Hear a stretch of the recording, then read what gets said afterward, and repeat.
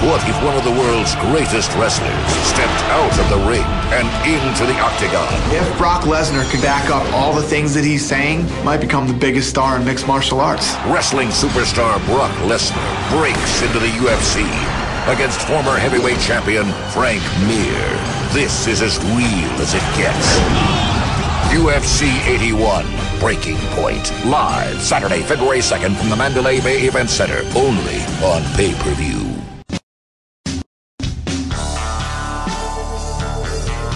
Tim Sylvia, former UFC heavyweight champion, versus Nogueira, former Pride heavyweight champion. Very intriguing matchup. Sylvia's fought all the best in the world. Both guys like to stand up and strike. Sylvia's a monster who hits hard. These two are going to bang it out. That's what I was talking about. He's rock. Nogueira is no slouch of his own in the competition department, having fought many top heavyweights over in Pride. This is a very different game in the octagon. They're both two of the top heavyweights in the world. I mean, this is one of those fights where two of the best heavyweights in the world are going to face off for the heavyweight title. It's a great fight. Both guys are well-rounded. Obviously, if you know anything about the sport or anything about Pride, Nogueira is much better on the ground than Tim Sylvia.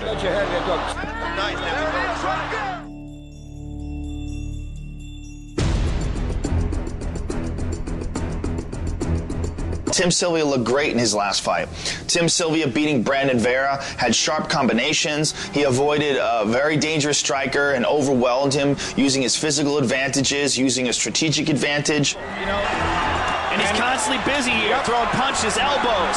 In the last fight, we saw that Tim Sylvia was healthy. People always knock Tim. Tim's not, the most popular fighter with the fans. They love to boo him. Anything he says, they love to boo him. The fight against Brandon Vera might not have been the best fight you've ever seen on television, but Tim Sylvia won. Nogueira, on the other hand, stumbled a little bit in his last fight. He got caught with a huge head kick from Heath Herring and looked to be out of it. And luckily for him, Heath Herring let up and decided to get Nogueira to stand back up, and he was never able to repeat what he did with that head kick. I can't believe he's letting him up! Nogueira was out there absolutely schooling him on the stand-up. I mean, was just hitting him at will from every different direction. I mean, it looked fantastic out there. Then he got kicked in the head and was basically knocked out. He was knocked down. For some reason, Heath Herring didn't jump on him. And Nogueira is such a tough guy and has incredible recuperative power. I mean, he recovered. And Nogueira wound up outworking him and winning a decision, but it wasn't a stellar decision. He didn't look great. Tim Sylvia looked much better in his fight than Nogueira looked in his last fight. That kind of exposed Nogueira a little bit, too, for Tim Sylvia. He was out there, had great-looking hands, and then he gets caught with that head kick. And as awkward as Tim Sylvia looks, we've seen him head kick people before. It's going to belong to Tim Sylvia. Tim Sylvia has the advantage of octagon experience. He has the advantage of height and reach. And, he also has the advantage of facing top competition in the octagon. People love the heavyweights, and especially love heavyweights that are going to come out and fight. And I think that the Mir-Lesnar fight is going to be an awesome fight. I'm personally really excited to see which way this fight's going to go. And the two heavyweights who are looking to get that title back. We got Nogueira, former Pride champion, well-rounded guy who's probably going to come in the best shape he's ever been in his life. Same thing with Tim Sylvia. Tim Sylvia has the opportunity to not only win his title back, but to tie Randy Couture for being the only three-time heavyweight champion. It is a huge weekend of fights and a big heavyweight weekend.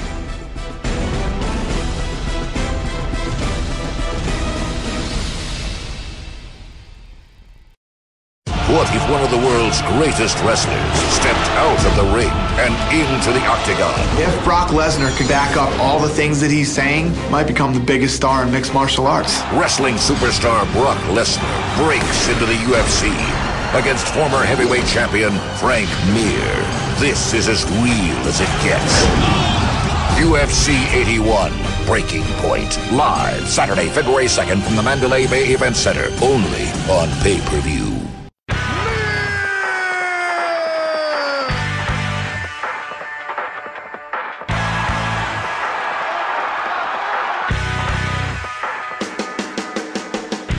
The Frank Mir, Brock Lesnar fight is going to answer a lot of questions about both guys. Brock Lesnar's coming in, and he wants to prove to the world that he is a mixed martial artist and that he belongs in the UFC and that he can come in and beat a former world champion. Brock Lesnar is a serious athlete. That guy's a real wrestler. I was a two-time Big Ten champion, one-time runner-up NCAA, and then in 2000 an NCAA champion. When you know and understand the feeling of defeat and you don't like it, that drives you to win. One of the things I respect about Brock, you know, we said to him, you come into the UFC, you're going to fight real guys in here. You're going to fight real guys. And he wanted that. He says, that's what I want. If you look at the history of the Ultimate Fighting Championship, the dominant fighters have traditionally almost always been wrestlers. And even though Brock Lesnar is coming from this wrestling entertainment background, you can't forget the fact this guy was a real, legit, amateur, competitive wrestler and the best in the country. So he comes right into the UFC, and his first fight in the UFC is against former world champion Frank Mir. Frank Mir is in my way. I'm at the national tournament, and it's the first round, baby, and here we go.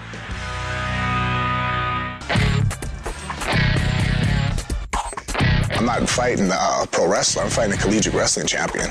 Once we're on the ground, even though he's a wrestling champion, wrestling's a whole different sport. Jiu-jitsu, once we hit our backs, is what's the ultimate, you know? Now he's got a Kimura on that side. Frank Mir is very dangerous off his back. That's actually his best position. That's where he submitted Tim Sylvia. That's where he submitted Pete Williams. He has a very dangerous guard, unlike most heavyweights. So if Lesnar can get Frank Mir on his back, he's got to be very careful. He can get caught with an arm bar, a triangle. He can get his arm broken. He's got to be very careful with Frank Mir's guard. Frank Mir's submissions are unbelievable. Let's not forget, this is the guy that broke Tim Sylvia's forearm in half in a fight, okay? That's how strong he is, too. Randy Couture comes in and beats Tim Sylvia, makes him look like an ass. You don't let a 197-pound guy come up at heavyweight and beat you at heavyweight. The UFC heavyweight division is starving for a champion. The people are starving to see, and they want a true heavyweight. I'm gonna fight my way to the top and be that guy.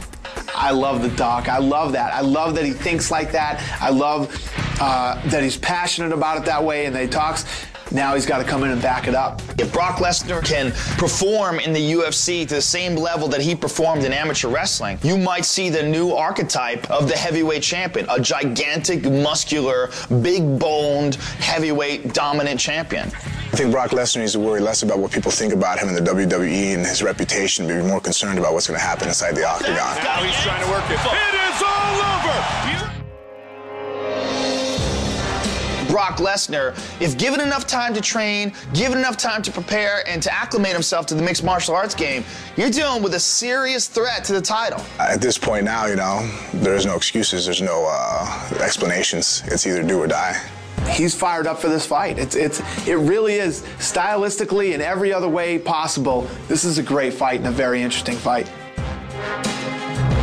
He's training very hard, and the camps that I've heard he's trained with say he's very good. So the question is going to be, can Brock Lesnar really fight? I'm coming to this fight to win, all right? This isn't some bullshit scheme. This isn't some, you know, hey, let's see if this happens. I'm coming to Frank Mir to beat him, and that's no bullshit.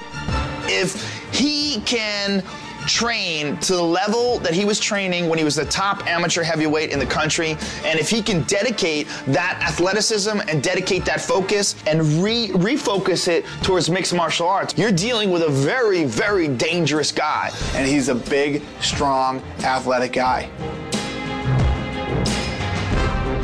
The way I fight with the leverage and stuff I use, strength never really came into play too many times. Tim Silva is stronger than I am. Tank Abbott was an extraordinarily powerful guy. Are they stronger than him? I don't know. You know, Tim's a pretty strong guy. But I mean, my hips versus his biceps, so. You know, the same thing, it's an old adage in jiu-jitsu. You see the guy weighs 120 pounds, arm bar, and a 200-pound guy. So now we'll be within 20 pounds of each other, so it's not that drastic. I can just picture his eyeballs getting big as I dump him on his head, and he doesn't know where the hell he's at. And all of a sudden, I've got these fists in his mouth, buried down his throat, and I'll pull his head off. I just can't wait. It's going to be a great evening.